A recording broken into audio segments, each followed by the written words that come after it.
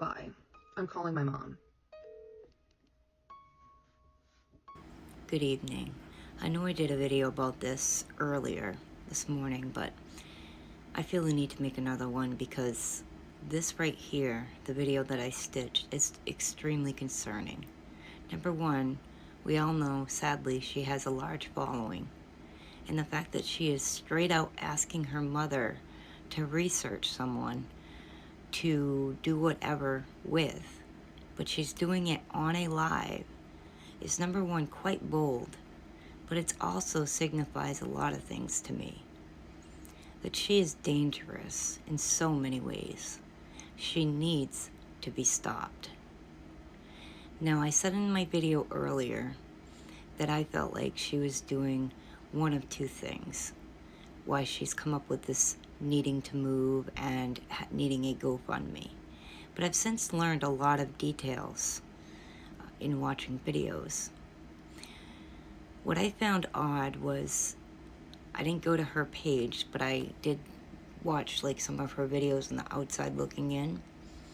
And a few days ago, the day before I believe she posted the GoFundMe, she made a video where she was pointing at the camera with a money gun, TikTok money gun, shooting out $100 bills, taking those same $100 bills and smacking the camera with it, saying how no one's ever going to take her down.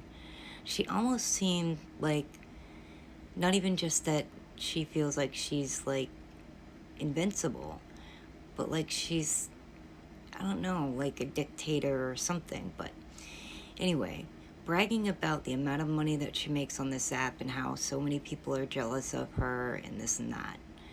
And then the very next day, she's asking people for, at the time, $25,000 to move again. Now, I have a few issues with that because I think, number one, how ironic that it happens within a day or two of the black, whatever you want to call it, out of her. I definitely think that it could be a ploy for us to forget about the blackout or have people go to her and watch her content, comment on it, whatnot. Because she was saying, look at my lives, you guys can't black me out, you can't get rid of me. But the other concerning thing is, imagine being her neighbor and you're living next to someone who you know is known to video record people without their permission and blast them all over the internet. Imagine that people just want their serenity, their peace where they're living, and they can't have that because they live next to her. And then all the endless amounts of vehicles stopping randomly at her home. Whether it's her doing or not, it's a nuisance. But also she's extremely paranoid. Anytime someone even drives by her house, someone's out to get her, someone's out to stalk her. I think that either she's trying to do this as a manipulation tactic to stop the blackout, or the other thing that I think could be happening is her landlord came to her and said, look, you gotta go. It's happened with HH. Definitely will happen with her. She has a much larger following. And I think the landlord can't take it and said, look, you gotta go. But here's the thing, people. She is bragging that she has $144,000 saved. And she doesn't want to touch that. She wants us to fund her move. How sick is that? Most of us would never even we'll never see $144,000 in our savings. And if I did, I couldn't imagine coming on an app and asking people to fund my move while I keep that money. Like, that's ludicrous. Not to mention, Adrielle, when I moved from New Hampshire to Nevada, I moved a 5-bedroom home. We moved from our 5-bedroom home to Nevada. We packed up a 26-foot U-Haul. Myself, my husband, our son, and a few friends. We packed that U-Haul up, and I drove that U-Haul cross country. Not my husband, I drove it cross country. He drove the van pulling a car, I drove the U-Haul pulling his truck. We didn't hire a moving company. When we got to Nevada, we unloaded the storage into a storage unit because we didn't know where we were going to be staying, because we were going to buy a house out there. I did hire a moving company to move our stuff from the storage unit to the apartment, because when we got there, I ended up passing out cold on the ground and had to go to the ER from heat exhaustion. So we didn't want to risk it. But that cost us a few $100s. A few hundred. And you want to talk about rent and how expensive it is. You moved to this apartment a few months ago and you paid 6 months up in full. So you've only been there 4 months.